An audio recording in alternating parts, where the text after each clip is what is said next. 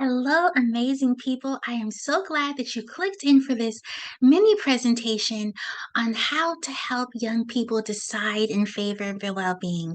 Now, this is so exciting for me, and I got to share it with you.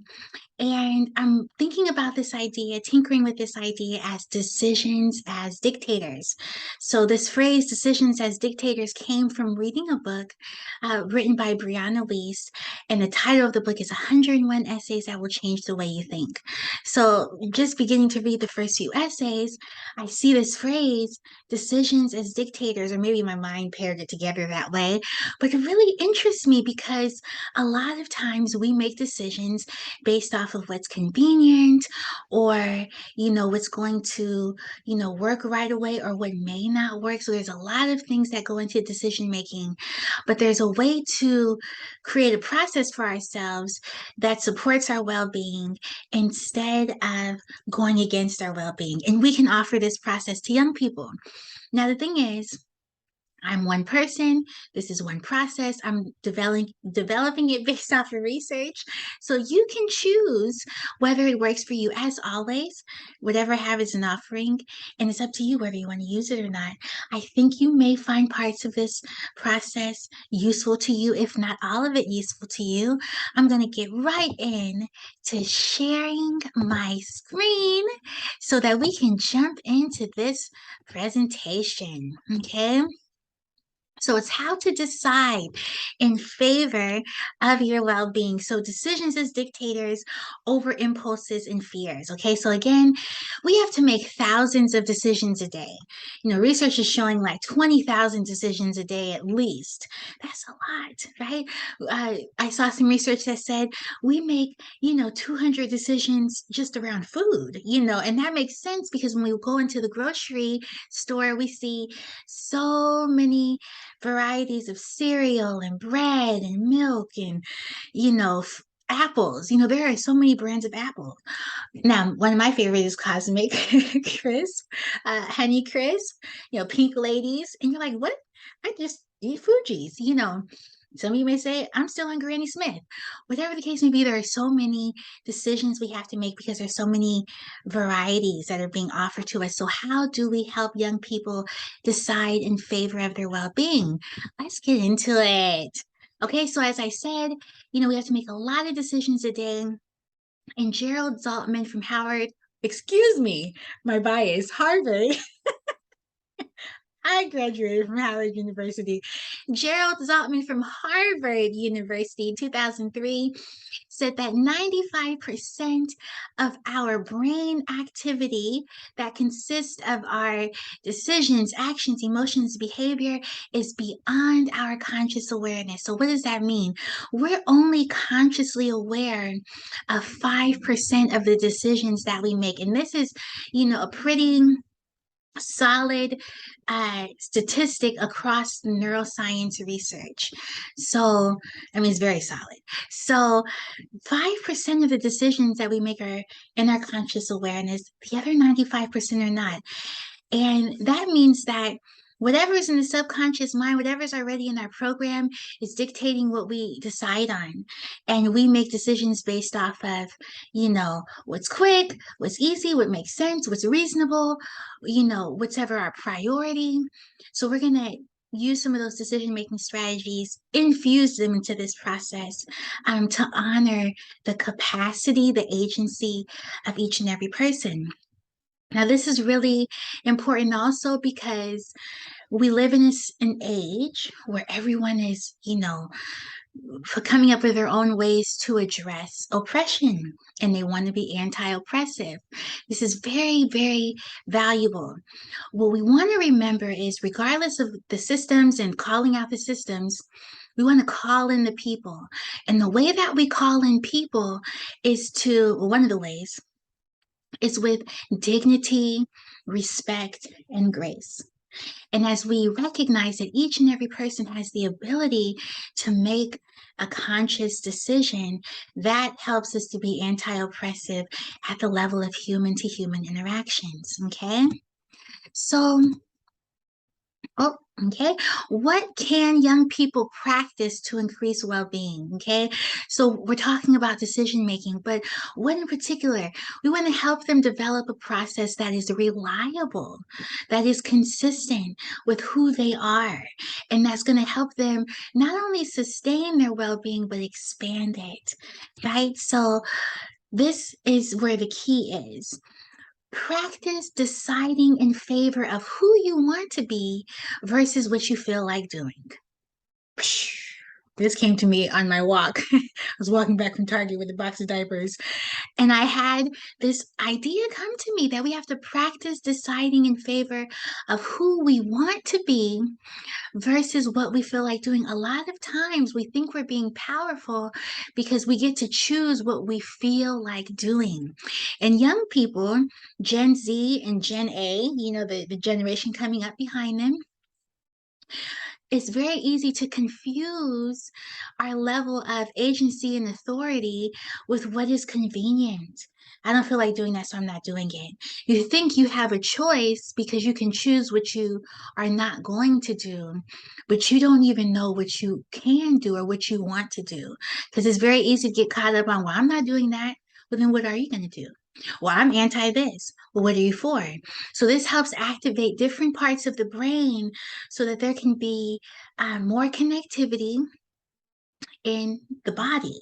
And when we talk about more connectivity in the body, we're talking about the nervous system, the immune system, enhancing these systems so that they're communicating with each other to promote a level of wellness in this physical shell that we have. So practice deciding in favor of who you want to be versus what you feel like doing. That's a big one. This also requires people to move away from defaulting to what they've always done, right? And when we talk about coming into these discussions and calling out the systems, but calling in the people, we want to help people to remember that they have the power to decide something different, that they are always one thought away from changing their lives. That's powerful. And that's not new information. That's ancestral wisdom.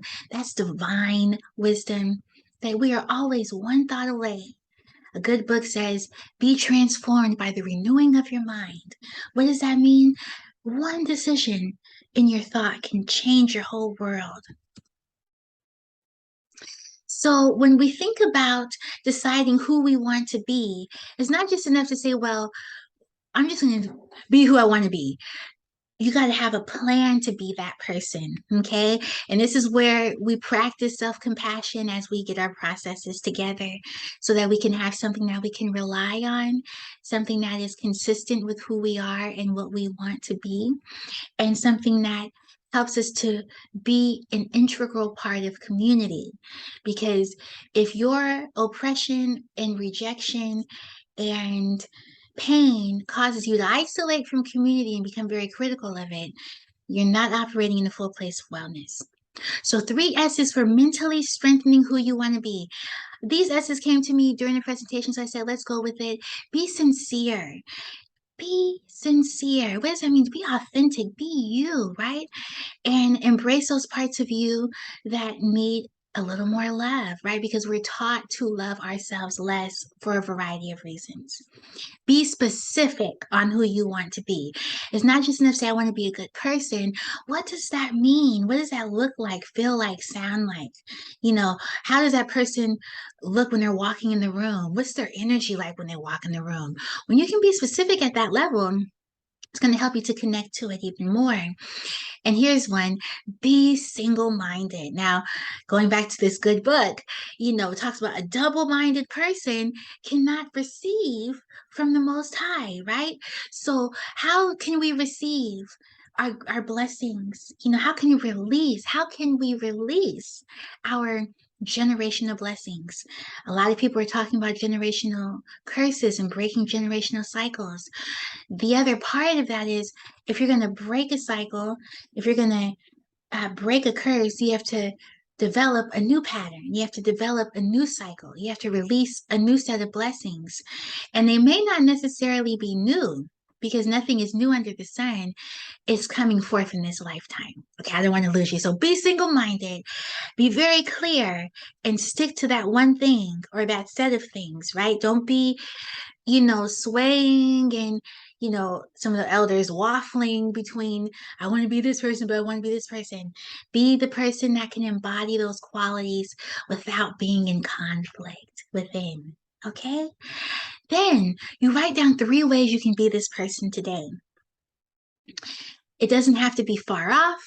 It doesn't have to be hard. It could be simply, I want to be someone who is confident in myself. I don't want to determine the value of what I have to offer based off of who's excited for me. Now that's one of mine. You can have that because it's part of the human experience. I don't want to determine the value of what I have to offer based off of how others respond. I don't want to determine the value of my experiences based off of who was there with me. I want to be someone who values what I have so much that it doesn't matter what other people think about it because I know that it's important to me. And the ones who love me the best are there to share it with me. See, I'm very specific, and that helps me to be the person I want to be. If I just say, well, I want to be I want to be good, what does that mean? And if we ever work together, I always ask, well, what does that mean? So that you can connect with your vision and not just to see it, but to be it. So try this tool for balancing, prioritizing, and reflecting. This is a lot of work. People don't want to do this kind of work. Okay. That's why they criticize others and make it seem like they're better off because they're not doing something. Okay. This is a lot of work. And I realize this when I'm working with individuals, with groups. I'm like, actually, you're asking them to do something, but it's only what they're willing to do. So the people who are willing to do this, stars walking the earth, right? So you want to decide who I want to be, list that out, and then what I feel like doing, list that out. Because these come into conflict. Who you want to be is going to get into conflict with what you feel like doing. I want to be that person who doesn't determine the value of what they have to offer based off of who responds to it. But what I feel like doing is getting some validation because I want to know I'm on the right track, right? So those are kind of in conflict, right? And the weird thing with validation is that we need it, but we can't be so attached to it, right? We need just enough to get us on our journey, but if we have too much of it, we can get stuck. So then you have to decide, well, what do I choose, right? And this, like I said in the beginning, there's a lot of strategies that we use for making decisions, and one of the basic decision making strategies is impulse and convenience. When we think about higher level decision making, we're prioritizing, we're balancing, we're reflecting. And that's where we're using our prefrontal cortex, okay? That thing that makes us human, where our personality is right here. And when you're in a place of fear, of worry, of stress, you're in the limbic system of your brain. And that's okay because we need the limbic system. I'm not saying don't feel what you feel. If you know me or if you've paid attention to any of my content, I always say feel what you feel so you can move through it or you can move past it. And the way that we transfer energy or redirect energy from one circuit in our brain to the next, from that limbic system to the prefrontal cortex, is to literally grab a pen, take a breath, grab a pen, get some paper, and just write things down. And that helps you to move out of the amygdala hijack, as some researchers call it, where the amygdala is activated, that almond-sized part of your brain that's a part of emotion. And when it's overly activated, we feel stressed. We go into those modes of flight, fright, freeze, fawn, which means appease, which means to just go with the flow because we're scared, and that's where people pleasing comes in.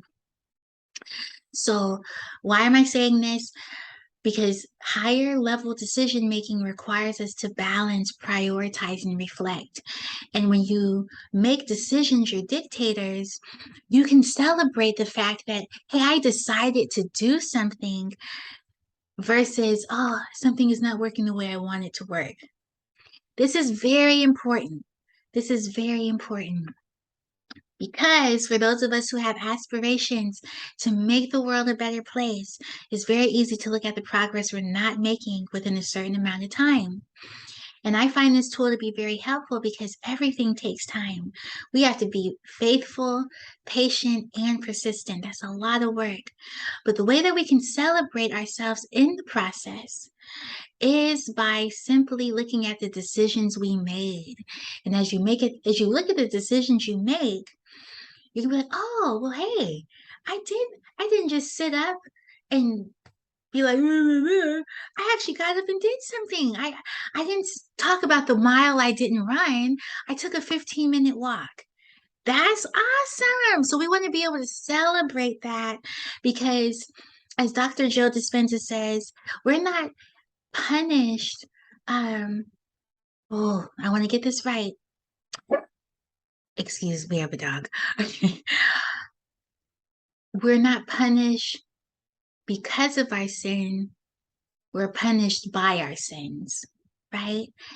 And that's a brain switch, right? And sin, what is sin? Sin is anything that takes you off the mark of being in and cultivating your divine image.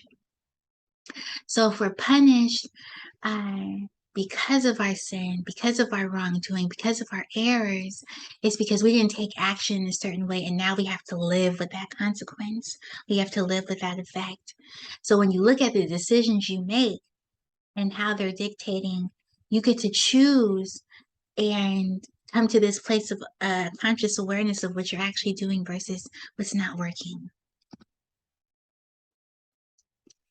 And so while you're doing all of this, you're taming your mind. Whenever you make new decisions, you are going to have these different parts of you coming up. And I suggest reading the book by Dr. Naeem Akbar, The Community of Self. A lovely book, a wonderful book written in the early 90s. And Dr. Naeem Akbar is a premier African psychologist. I just am like him, Dr. Wade Nobles, Dr. Marimba Ani. There's so many that just have paved the way. And even the practitioners who work alongside them, Dr. Deborah Watkins, the founder of a Black Education Network, doing amazing work to help people tame their minds so they can make new decisions. Okay, so we're going to look at this really quickly and take notes on, what you can use, leave the rest, take pictures, of the screen if it fits you. Okay, address the area that is calling for your attention with compassion. There's all these different parts of us, and you can check this out in Dr. Naeem Akbar's book, The Community of Self. We have to tame those different parts of us. Okay, and I call them, little preschoolers. Preschoolers are so cute. I used to work with them and their families for 6 years and some months in the school district there. So cute, but they can be something else. So we have to bring them in. Imagine having them stand in line for more than 7 minutes. They start hitting each other or pushing or, no, I don't know. Okay, tame it. Okay. And then ask that area what it wants to tell you. Okay. Ancestral wisdom here. This is nothing new. People may patent things and trademark things, but look, this is nothing new. This is year 2022. Humans have been around for thousands of years, and ancestral wisdom, divine wisdom is flowing. Listen without judgment. As those different parts of you are coming into conversation within yourself, listen without judgment. Don't say this is stupid or I shouldn't feel this way or what's wrong with me or why do I always go through this? That's a judgment. Just listen. And then you can have a better response to yourself. And that will help you take conscious control in connecting with yourself. And the tools I showed you, you can go back to when you're taking conscious control for connecting with yourself. List who you want to be. List what you can do right now to be that person. It doesn't have to be something great. If you make it great, you may be too late, right? Don't make it so great to where you put it off. Just do it now. It doesn't have to be something, this grand entrance. Just be you. And then that helps you to create the evidence that you can have a connection with yourself, a connection with others, and a connection with the divine that keeps you, you know, within self and within community. If you found any parts of this presentation helpful, leave me a comment below. If you're interested in having me come in and do some work with your group, with your child, I am always excited to do that. Until then, I'll see you again very soon. Bye.